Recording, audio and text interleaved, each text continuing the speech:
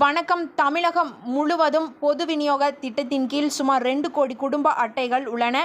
இதில் AAY, PHH, NP, ஹெச்ஹெச்என்பி, ஹெச்ஹெச்எஸ்ஹெச் என 5 வகை குடும்ப அட்டைகள் உள்ளன. கடந்த 1 மாத காலத்துக்கும் மேலாக கைரேகை பதிவு செய்யப்பட்டு வருகிறது.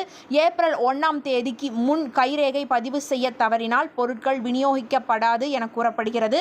ஏஏஒய், பிஹெச்ஹெச் அட்டையில் உள்ளவர்கள் சிலர் பணி நிமித்தமாக வெளியூரில் தங்கியும், சிலர் படிப்புக்காகவும், சிலர் மருத்துவ சிகிச்சைக்காகவும் வெளியிடங்களில் உள்ளனர். அவர்களுக்கு ரேஷன் அரிசி ஜீவ ஆதாரமாகும்.